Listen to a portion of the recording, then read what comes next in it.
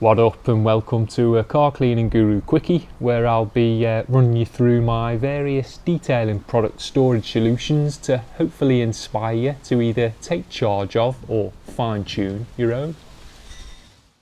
Let's get right to it then, with a look at my mobile microfiber distribution device, which is really just one of those cheap plastic home storage units mounted to a lightweight aluminium folding trolley with a few zip ties and a bungee strap.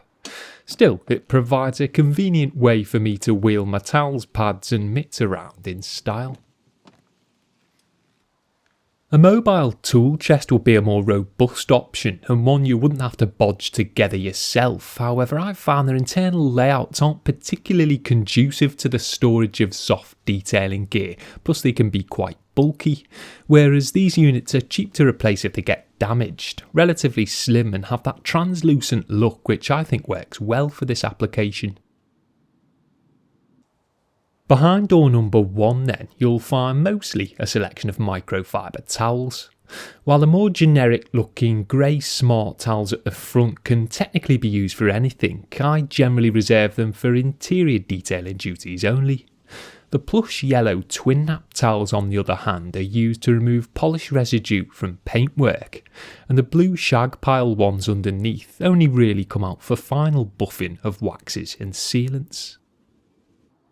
I also keep a few lint-free glass cleaning cloths in here which I prefer for finishing windows, then a bug sponge I literally never use and a handful of magic erasers kept in a small bag to prevent the abrasive material coming into contact with the towels are also thrown in for good measure. Drawer number 2 continues the microfiber trend with a selection of larger drying towels. A couple of waffle weaves are enclosed for more run-of-the-mill jobs. A pair of plush blue jobbies you've no doubt seen me using before sit alongside those, then some super absorbent items for gentle drying of swirl-free cars round off the collection. Folding them side by side like this allows any one of them to be easily accessed without having to fully remove the drawer or root around in it, which is the last thing you want when you have a wet car waiting to be dried. The third level is a dedicated wash mitt affair. Here you'll find mostly synthetic items ranging from lightweight throwaway examples to more weighty microfiber types. However, there is one natural mitt lurking at the back in the shape of a Dodo juice supernatural dead cat reserved for special occasions. I managed to stuff around 10 wash mitts in here and all of them are of course reserved for use on the body of a car. Any downgraded mitts used to clean wheels for example are kept elsewhere, i.e. in a bucket. Lastly then, the bottom drawer is where I keep a varied selection of applicator and polishing pads. I've got oval trifoam items, circular microfiber ones, fresh finger mitts for intricate wax application and 5.5 inch to 4 inch machine polishing pads from the likes of Chemical Guys and Lake Country. Being the most colourful drawer of the lot though, I have to be careful not to leave it open for long as it can serve to attract detailing obsessed insects looking for a quick fix of fresh foam. And that's storage solution number 1. It travels with me in the back of the car to then be wheeled out to where I'm working as it contains pretty much everything I need towel, pad and mitt wise. I also happen to think it looks pretty cool and helps give customers the impression that you've come fully prepared to tackle their pride and joy.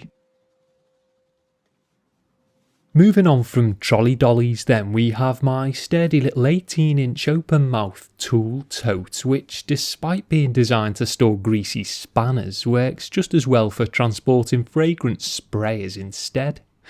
I carry a total of 8 chemical resistant triggers containing a range of bulk liquids from dressings to detail sprays, and this Ox item not only has the power to accommodate those, but also happily carries a heavy duty snow foam lance and a pair of 1 litre bottles filled with shampoo and snow foam concentrate. In addition to the trigger sprays and bottles, the tote houses a number of different detailing tools from soft brushes and vacuum cleaner attachments to plastic pry bars and hose pipe fittings, some of which are stowed away in various velcroed pockets to keep things looking clean. The key for me with a bag like this is having something capable yet compact.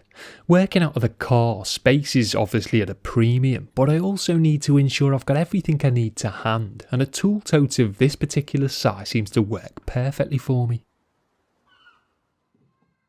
The last storage item to share with you then is this branded over-the-shoulder bag from Flex, which originally came with the purchase of my XC Posi Drive dual action machine.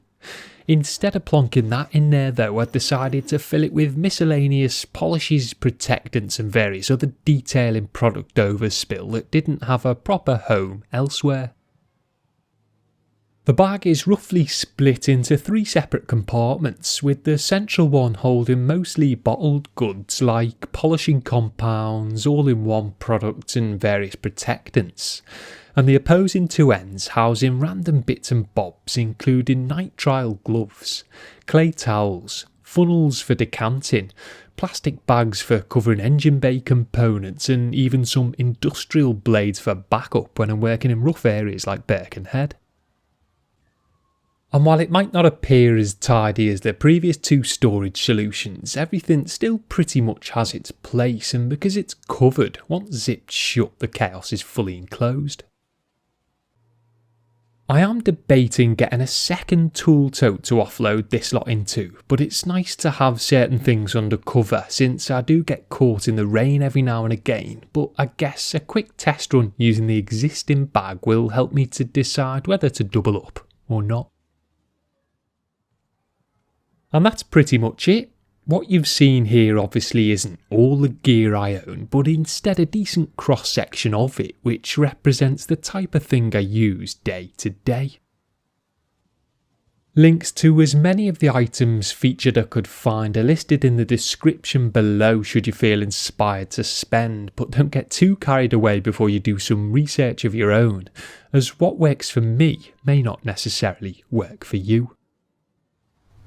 So I hope this short vid helped hit the OCD spot. If it did, then consider subscribing, and if you already have, then enable your notifications, as I'll be back soon with a 100,000 subscriber special you won't want to miss.